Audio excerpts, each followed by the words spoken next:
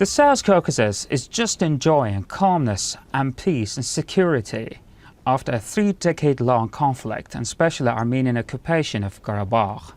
But there is still question mark. Is peace near or far, which is in the pipeline, and especially waiting for Armenia to sign the long-awaited peace paper? Today on Baku Network, we're going to discuss and put some key issues in the limelight and preventing the fresh peace agreement from being signed soon. And our guest is Professor Peter Tase, an expert in South Caucasus. Welcome, Peter. Greetings from Asuncion, Republic of Paraguay, distinguished friends in Baku, and greetings to your audience as well. It's a pleasure. Thank you so much. As you know, amid growing opposition discontent with the government in Armenia, internal tensions continue, and this is the topic that we are going to discuss today: Armenia-Azerbaijan peace agreement that is still waiting. And some opposition groups, although not overtly, but still criticize Nikol Pashinyan and condemn his rule under the guise of the church's and clergy's influence. Not long ago, post by the Armenian Prime Minister about church representatives failing to properly fulfill their duties and the poor condition of churches stirred controversy. But in fact, the inappropriate language he allegedly used in that post reportedly directed the Catholics of all Armenians Garegan II, sparked a serious public debate honestly. And our question is, what do you think these developments suggest about possible future events? Well, thank you for this opportunity once again. I have to emphasize once that the President of the Republic of Azerbaijan, His Excellency Mr. Ilham Aliyev, has delivered outstanding statecraft and high-level diplomatic accomplishments in the world stage. Thanks to his vision and admirable leadership, we have seen peace and stability in the Southern Caucasus, and the Republic of Azerbaijan has recovered 100% of its sovereign territory that has been recognized by the international community and the United Nations. On the other hand, we have a Republic of Armenia that is ruled by autocrats, corrupt and very corrupt and incompetent leadership, such as Nikol Pashinyan and his cronies, that are only focused to amass personal fortunes and collect personal wealth at the detriment of their own countrymen. Having this in mind, on the other, on another side, we have the Armenian Church that is not becoming cohesive nor collaborative when it comes to establishing peace and stability in the Southern Caucasus and promoting the bilateral peace agreement between Armenia and Azerbaijan. The Armenian Church has been very divisive, has encouraged hate, division, and Turkophobic statements throughout its recent history. And these campaigns, these aggressive campaigns against the Turkic nations in the Southern Caucasus, has encouraged violence and hate, as well as has prohibited and obstructed the constructive campaigns that are led by the diplomacy of Azerbaijan to preserve and strengthen peace in the Southern Caucasus. Okay. I want to mention one more thing, especially about Pashinyan's stance. Today we see Pashinyan is often portrayed in Europe as a pragmatic leader, particularly by groups with democratic leanings. However, this image doesn't always align with the perception within Armenia, especially at home in Armenia. Fluctuating politics and its inconsistent approach to peace negotiations, which we've seen it a long time ago, since 5 years we've seen it in Pashinyan's stance, and often taking one step forward and 2 steps back. And it has deepened skepticism about the Prime Minister's ability to make and implement decisive choices. So how do you view Pashinyan as a leader? Do you believe he has the capacity to open a new chapter, one free of conflict, let's say, between Armenia and Azerbaijan. Democratic institutions in Armenia have significantly deteriorated under the leadership of Nikol Pashinyan.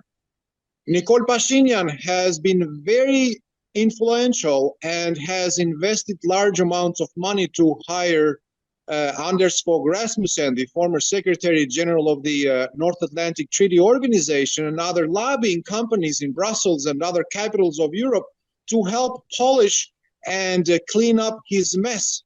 The image that has been developed over the last few years due to his poor leadership skills and autocratic mechanism that has been installed in Yerevan. Nikol Pashinyan must resign, and he should apologize to his own countrymen, to the Armenian people, for doing so much damage and for ruining the Armenian economy. We have to emphasize that Nikol Pashinyan is also engaged in the illegal trade of nuclear weapons and nuclear materials throughout Eurasia, as well as he is a threat to the European Union countries due to the fact that Armenia is the main supplier of cocaine and heroin that comes from Central Asia. The European Parliament and European Commission fail to understand this danger that is coming from Armenia. And when experts and scholars like us come out loudly and speak the truth, we receive threats and we receive abominations from everywhere. So there is a fact that the Armenian leadership, led by Nikol Pashinyan, are a true threat and menace to the European democracy and European regional security. The thing is that Pashinyan is not much liked in the country by the opposition. That's a little bit, arises a question. So from one side, that is, the person is supported by the European leaders, European politicians, and on the other hand, he's really now facing a big pressure.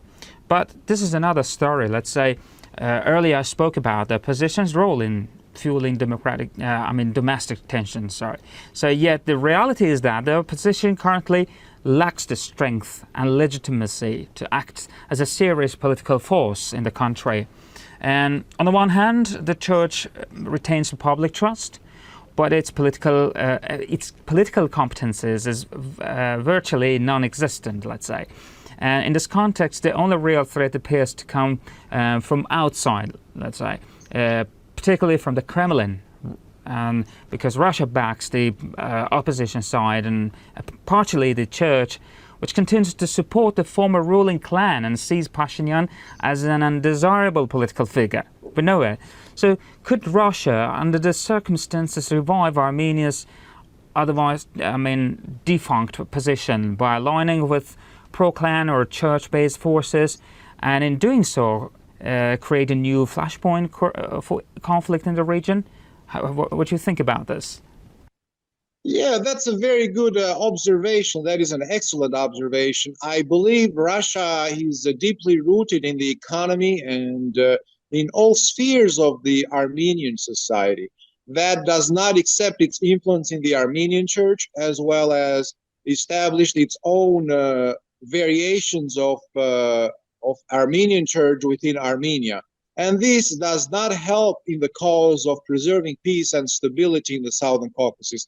Russia has always served as a sickle when it comes to preserving regional stability in the Southern Caucasus and in the eastern flanks of Europe. The Armenian opposition party must be vigilant, and they should be more proactive and defend the national security of Armenia by advocating openly and wholeheartedly a peace agreement with the Republic of Azerbaijan. Every day that we see this lingering situation among both countries is a lost opportunity for economic growth, prosperity, and well-being for the people of Armenia and for the people of Azerbaijan. This is the reason why I started my statement today by commending the tremendous leadership of President Ilham Aliyev, because he has shown over and over again genuine genuine task of statecraft and has used all of the arsenal of diplomacy to preserve peace and stability within Azerbaijan, in the region of the Southern Caucasus, and throughout Eurasia, unlike any other leader in Eurasia. All right. So speaking of Russia, in my previous question, I would like to recall a recent and highly controversial statement made by Vladimir Medinsky, as you know, a senior official in the Russian presidential administration regarding Karabakh. So he referred to Karabakh incorrectly as a disputed territory, as you know. Regardless of the factual and inaccuracy, does such a statement send dangerous signals about Russia's future intentions in the region? And I would like you to talk about largely about this, as it's a very important issue at the moment in the South Caucasus region.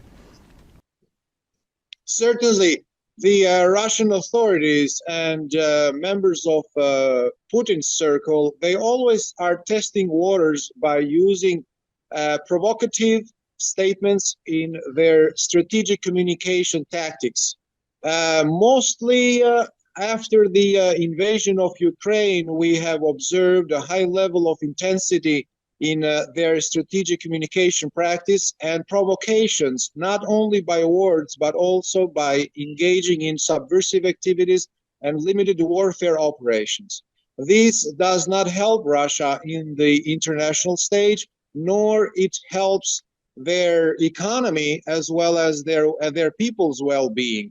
The presidential advisor coming out openly and offending the people of Azerbaijan with these types of provocative statements is an abhorrent act of provocation, and this individual must apologize to the people of Azerbaijan. Okay, I have a final question, Peter. I want to get back to the Armenia-Azerbaijan peace agreement again. This is a very crucial question. You answered all the questions. You give a clear answer to all of these things. But finally, what you think about the peace agreement? Is this possible for this year? Let's say, how do you see the prospects on the peace, on the way to the peace, to achieve between Armenia and Azerbaijan amidst the ongoing tensions in Armenia, let's take this, and on the other hand, the support from the other external supports, let's say, to the opposition and the churches in Armenia, let's say. So do you think this is manageable for Armenia to approach to the peace agreement and to clinch a deal on this long-awaited important paper which guarantees this peace and security for this region? The strengthening of the opposition parties in Armenia, their ability to foster democratic elections within their own party system goes hand in hand with achieving a peace agreement with Azerbaijan. And the European Union, as well as Washington, have failed to understand the decaying democratic institutions inside Armenia.